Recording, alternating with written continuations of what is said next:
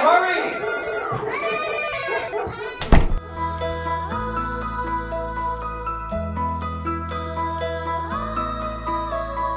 Cave Live, where we may have lost our minds, but we haven't lost our senses of humor.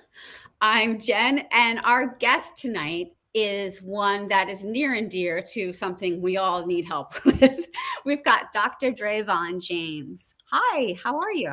I am so good and so excited to be here with you and your audience today.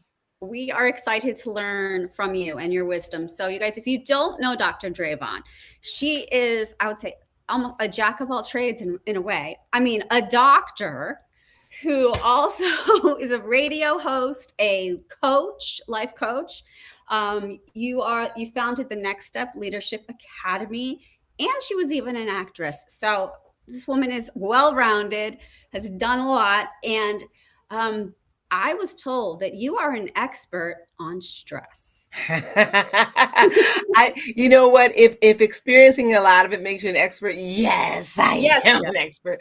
I think what I am an expert on really is how to use stress. I've had so much of it, and I think we try everything, right? We try to avoid it, never Mhm. works, right? And so I just really realized to embrace it. It was going to be part of my journey. And we were talking before the show that I have a 23-year-old and a 20-year-old.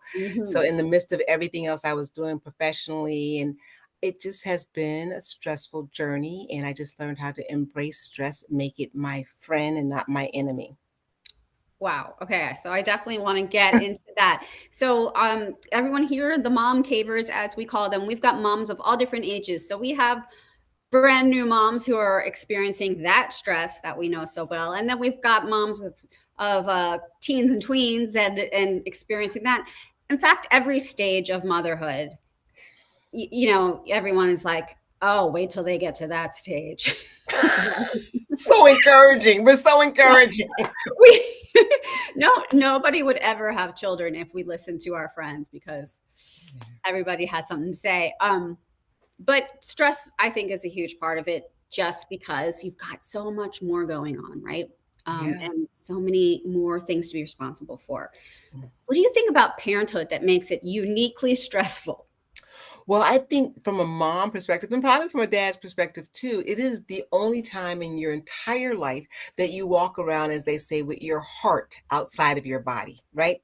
That's So right. if you could, and I probably could soldier up against anything, but when it comes to our kid, we are so sensitive, and we don't have the control that we thought we would have, right? Right. And at some points the whole world has a bigger voice for whatever reason, it seems as though.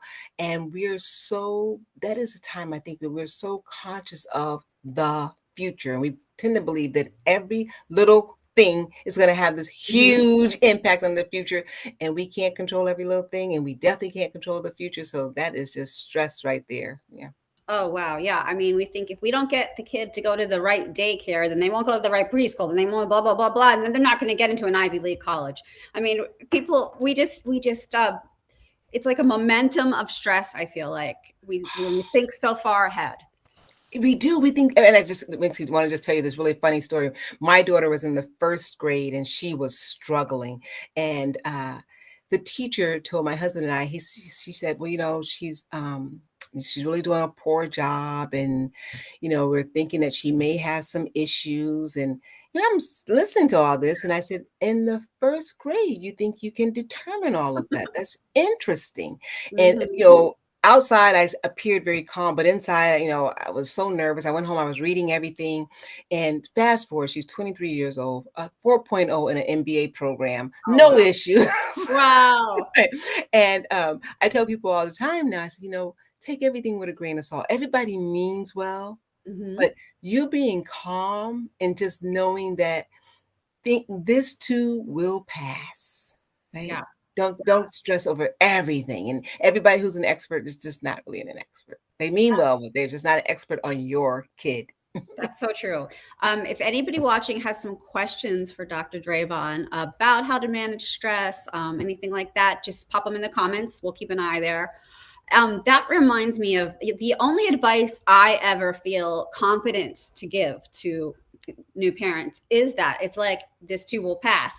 whatever thing you're obsessing about in this moment seems so very important. And then, like, once, if you just wait it out, it's going to go away. And then a new thing will pop up and you can obsess about the new thing. Oh my goodness, it is a roller coaster, right? And so you start to embrace that, the waves, right? The highs, the lows, the anxiety. And you start to realize that through all of this, and I had a lot of it, I was high risk pregnancy. So it started there Mm, with both children and, just everything, one thing after another. And what I would always come back to, and I life coach this too, is I would always come back to what am I grateful for in this experience? And I would look at those little mm. faces and I'd be in awe of the fact that, my goodness, you got here. You I got got here. here. I'm here.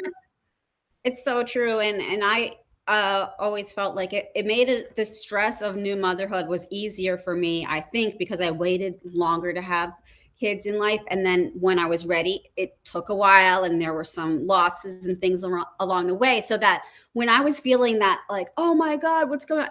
If I could just step back and be like, if I could go to my past self and say, you have this healthy, wonderful little thing right here. The thing might be screaming and tantruming and driving you crazy at the moment, but like the miracle that you have this child. Yeah, we share that journey. I was later in life and had a lot of losses. And so I would always come back to that point that, this was something that many doctors told me would never happen. And it happened Mhm. twice. So how amazing is that? Yeah. And so that would calm me down. And there was, oh my gosh, I think, I often say, well, if I had done it younger, I wouldn't have had all these risks, but I did do it later. And I did have all that appreciation. Even now, I look and think to myself, wow, you know? Well, it sounds like they turned out pretty good so far. So Yeah, yeah. that's good news. You were telling me before we went live about, I wrote down the name of the leaders in high heels, Mhm. which, tell everybody what that is. Yeah, so in my life coaching journey, and I coach both men and women, but what I noticed a lot about my women clients over the years is this sort of not good enough syndrome, right? And it's with everything. We talk about parenting, we talk about taking care of their aging parents, or just caring for themselves, or getting to the next level in their career or business. And it was always this underlying not good enough, or when this happens. And so it inspired me to dig deep and start doing a lot of research on just how we are wired as women, and how I could be of use as a life coach. And that's what led me to go leaders in high heels, which means that you could be trying to lead yourself, your family, your community, your career, just moving to that point where you see yourself and value yourself as a leader, and understand the skill sets that leaders have that make them run multi-million-dollar companies, make them start not non-credit, and I can't think of the Nonprofit. word, but Nonprofit. Yeah. nonprofit Like, organizations. Just and realize that you have that in you, and you don't really need to change a whole bunch to tap into that and do what you really want to do in your passion. it's great. You guys watching, if there is something that you dream about doing, but you're afraid or you have that not good enough syndrome, share it with us. We would like to Yeah. know. Talk about it. I mean, we all have those things. What are some kind of like day-to-day things that you do to manage stress? Oh, I love talking about this. First thing I want to tell you is that stress is sneaky. I tell people it's like a computer virus, right? Mm, Things are happening in the background, and if you let it go unchecked, it will take over your system, right? So one of mhm. the first things I do is I do body scans all day long. I check in with myself and ask myself, "How are you feeling?" And I wait. I wait and I just start paying attention from the soles of my feet to the crown of my head. Start paying attention. Is there any tension there? Usually for me, it's in my belly area, my gut. No surprise there for a lot of women. And I just stop and ask, what is that? What are Hmm. you feeling there? And I wait for an answer. Sometimes it's a small whisper. I'm scared about this. I'm scared about that. And you would be amazed at how quickly we start to internalize and chastise ourselves for being afraid. And I Mhm. don't do that. I give myself permission to feel all of that. And then we're all moms, so we'll get this part. I start to mother myself. Oh, Okay? interesting. I start to tell, you're okay. This will pass. I understand how you could feel that way. And I just watched the stress, just like I would do with my kids. I tell you, middle school was those years for me.